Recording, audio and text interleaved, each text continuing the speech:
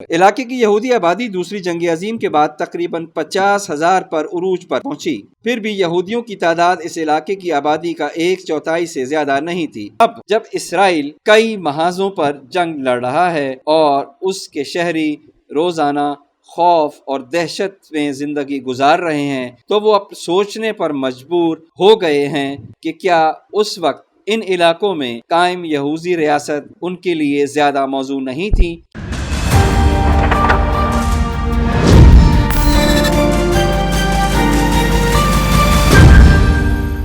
یہودیوں نے اسرائیل چھوڑنے پر غور شروع کر دیا۔ اسرائیل کے بائیں بازو کی بااثر اخبار نے چونکا دینے والا انکشاف کر دیا۔ اسرائیلی اخبار ہارٹس کی خصوصی رپورٹ کے مطابق آسٹریلیا، الاسکا یا مڈغاسکر ایسے خیالات جو اسرائیل کے علاوہ ایک یہودی وطن کے لیے تھے۔ دل کی گہرائیوں میں چاہے وہ یہ بات بلند آواز میں نہ کہیں، بہت سے یہودی اس دردناک سوال پر غور کر رہے ہیں جو 7 اکتوبر 2023 کو حماس کے حملے کے بعد سے ہے۔ کیا چیزیں مختلف ہوتی اگر یہودیوں نے اپنی ریاست دنیا کے کم دشمنانہ حصے میں قائم کی ہوتی؟ کیا انہیں مکمل ریاست کے بجائے کم پر اکتفا کرنا چاہیے تھا؟ آئیے دیکھتے ہیں کہ اگر دیگر تجاویز کامیاب ہوتی تو کیا ہو سکتا تھا۔ کیا صہیونی منصوبہ اسرائیل کی سرزمین پر ایک آزاد یہودی ریاست کا قیام ناکام ہو گیا ہے؟ آخرکار کیا اپنی ریاست ہونے کا مقصد یہ نہیں تھا کہ زمین پر کم از کم ایک ایسی جگہ ہو جہاں وہ مضبوط محسوس کریں اور آزادی سے جی سکیں؟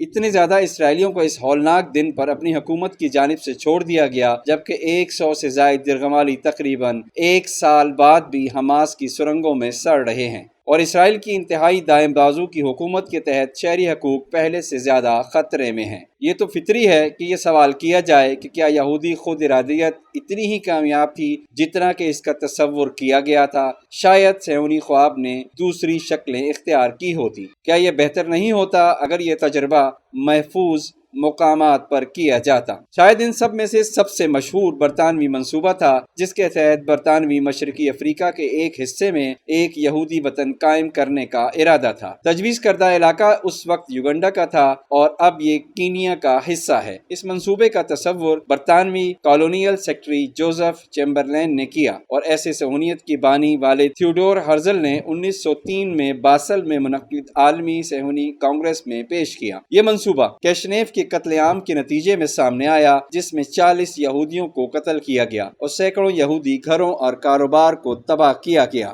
ہرزل نے اسے یورپ میں بڑھتے ہوئے یہودی دشمنی کے عارضی حل کے طور پر پیش کیا۔ اس نے پہلے اسی مقصد کے لیے قبرص اور اہل عریش سینائی جزیرہ نما کا بھی تجویز دیا تھا۔ کانگریس کے بہت سے مندوبین نے اس خیال کی سخت مخالفت کی، یہ مانتے ہوئے کہ یہودی ریاست کے لیے صرف ایک ہی جگہ موزوں ہے، اسرائیل کی سرزمین۔ برطانوی مصنف اور کارکن اسرائیلی زنگویل کی بنیاد پر یہ نئی علاقائی تحریک اس بات کی وکالت کرتی تھی کہ جہاں زمین دستیاب ہو وہاں ایک یہودی وطن قائم کیا جائے۔ تاہم اس قسم کے اقدام کے لیے زمین تلاش کرنے کی مختلف کوششیں، جس میں ٹیکساس کی گلویسٹن بھی شامل ہیں، کامیاب نہیں ہوئی۔ یہ تنظیم چند سال بعد اس وقت ناکام ہو گئی جب برطانیہ نے فلسطین میں یہودی وطن کے قیام کی حمایت کا اعلان کیا، جس کا آغاز 1917 میں بلفور اعلامیے سے ہوا۔ جدید صہیونی تحریک کی بنیاد رکھنے سے پہلے ہی نیگرا کے دریا میں گرینڈ آئی لینڈ پر ایک یہودی وطن قائم کرنے کا منصوبہ بنایا گیا تھا۔ گرینڈ آئی لینڈ نیویارک کے ایک ایری کاؤنٹی میں واقع ہے جو امریکی کینیڈی سرحد پر ہے۔ یہ خیال 1920 میں پیش کیا گیا، جو ایک ممتاز یہودی امریکی سائنسدان، ڈرامہ نگار اور صحافی مانوئل نوح کا ذہن تھا۔ اس نے 27 مربع میل کے جزیرے کو خریدا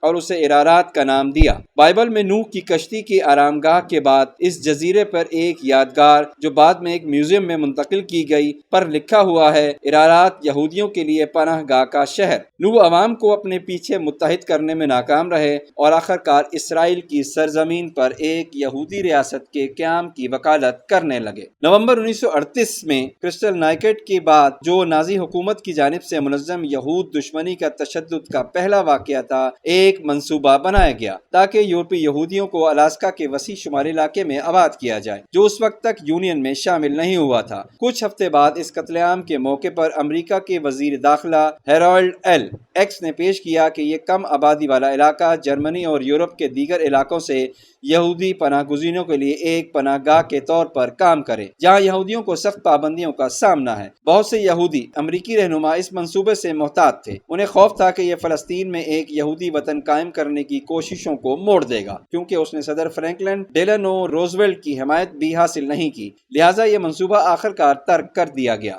امریکی مصنف مائیکل چوبان نے لکھا ہے کہ 1930 کی دہائی کے آخر میں جب نازیوں نے اقتدار سنبھالا، ایک منصوبہ بنایا گیا کہ یہودیوں کو مشرقی یورپ سے آسٹریلیا کے کمبرلے علاقے میں آباد کیا جائے۔ یہ ایک بڑے اور کم آبادی والے علاقے میں واقع ہے جو براعظم کے شمال مغربی حصے میں ہے۔ یہ منصوبہ نیو یارک میں قائم فری لینڈ لیگ برائے یہودی علاقائی آبادی نے تیار کیا، جس کی بنیاد روسی نژاد ناہمان اسٹائن برگ نے رکھی۔ اسٹائن برگ 1939 میں آسٹریلیا گیا، جو دوسری جنگ عظیم کے آغاز سے چند ماہ پہلے تھا، تاکہ منصوبے کی حمایت حاصل کی جا سکے۔ اس نے کئی نامور سیاسی شخصیات اور مقامی یہودی رہنماؤں کی حمایت حاصل کرنے میں کامیابی حاصل کی۔ یہودیوں کو اس علاقے میں منتقل کرنے کی ترغیب دینے کے لیے سوویت حکومت نے وہاں پرائیویٹ زمین کی ملکیت پر عائد پابندی اٹھا لی، لیکن یہ شاید اتنی بڑی ترغیب نہیں تھی۔ اپنے سخت حالات اور آب و ہوا کی وجہ سے بیروبیجان کبھی بھی بڑی تعداد میں سوویت یہودیوں کو اپنی جانب متوجہ نہیں کر سکا۔ اگرچہ ہزاروں غیر سوویت یہودی کمیونسٹ جو یہودی یوٹوپیا کے خواب سے متاثر تھے، 1930 کی دہائی کے آخر اور 1940 کی دہائی میں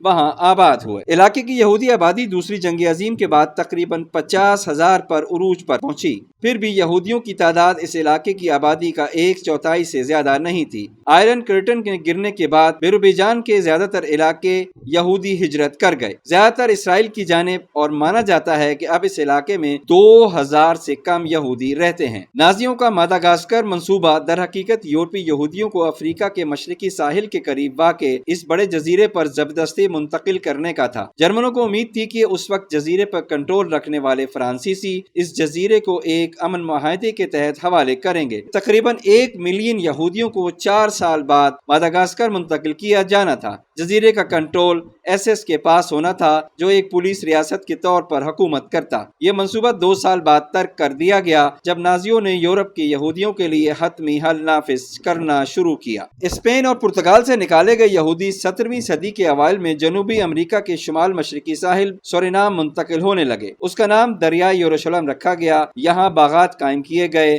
1665 میں یہودیوں کو مذہبی آزادی اور اپنی خود مختار یہودیوں کو قائم مذہبی آزادی اور اپنے خود مختار عدالت اور شہری محافظ قائم کرنے کا حق دیا گیا، اور تقریباً 150 سال تک 1948 میں اسرائیل کے قیام تک سورینام زمین پر یہودیوں کے لیے مکمل خود مختاری کا واحد مقام تھا۔ اور اب جب اسرائیل کئی محاذوں پر جنگ لڑ رہا ہے اور اس کے شہری روزانہ خوف اور دہشت میں زندگی گزار رہے ہیں، تو وہ اب سوچنے پر مجبور ہو گئے ہیں کہ کیا اس وقت ان علاقوں میں قائم یہودی ریاست ان کے لیے زیادہ موزوں نہیں تھی؟ کیا اب انہیں اپنے مستقبل کو محفوظ اور پرامن بنانے کے لیے اسرائیل سے ہجرت نہیں کر جانا چاہیے؟